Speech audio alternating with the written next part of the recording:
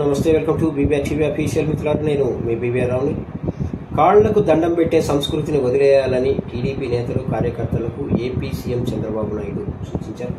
ఎవరైనా తన కాళ్లకు దండం పెడితే తిరిగి వారి కాళ్లకు దండం పెడతానని తెలిపారు. అమరావతిలోని ఎన్టీఆర్ భవన్కు ఏపీ సీఎం చంద్రబాబు శనివారం రోజు వచ్చారు, అంటే ఈరోజు. ఈ సందర్భంగా మీడియాతో మాట్లాడుతూ ఇవాటి నుంచి నా కాళ్లకు దండం పెట్టే విధానానికి పులిస్టాప్ పెడుతున్నానని చెప్పారు. తల్లిదండ్రులు భగవంతుడి కాళ్లకు మాత్రమే దండం పెట్టాలి తప్ప నాయకుల కాళ్లకు కాదని స్పష్టం చేశారు.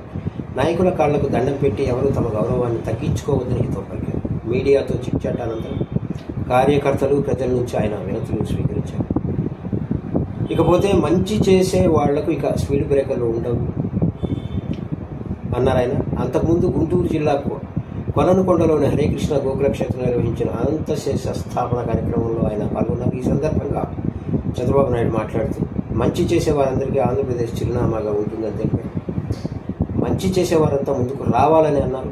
మంచి చేయాలని అనుకునే వాళ్లకు ఇక స్పీడ్ బ్రేకర్లు ఉండవని ఆయన పేర్కొనడం గమనార్హం. అక్షయ పాత్ర స్ఫూర్తితో అతి త్వరలోనే ఏపీలో అన్న క్యాంటీన్లను పునః ప్రారంభిస్తామని చంద్రబాబు తెలిపారు.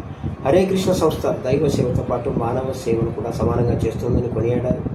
ఆధ్యాత్మిక చింతన ద్వారా వచ్చే మానసిక ఆనందం లేకపోతే ముందుకెళ్లలేమని ఆయన అభిప్రాయం వ్యక్తం చేశారు.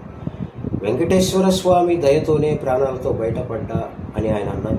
ఆధునిక టెక్నాలజీలను అందిపుచ్చుకుంటూనే ఆధ్యాత్మిక సేవలను కొనసాగించాలని చంద్రబాబు పిలుపునివ్వడం గమనార్హం.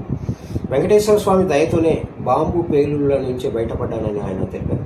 ప్రపంచానికి సేవలు అందించే అవకాశం కోసమే తనకు తిరిగి ప్రాణభిక్ష పెట్టారు ఆ వెంకటేశ్వర స్వామి అన్నారు. పేదరికం లేని సమాజ నిర్మాణమే అందరి నినాదం కావాలని చంద్రబాబు నాయుడు ఈ సందర్భంగా పిలిపించారు. So thank you sir, all the best to you. నమస్తే.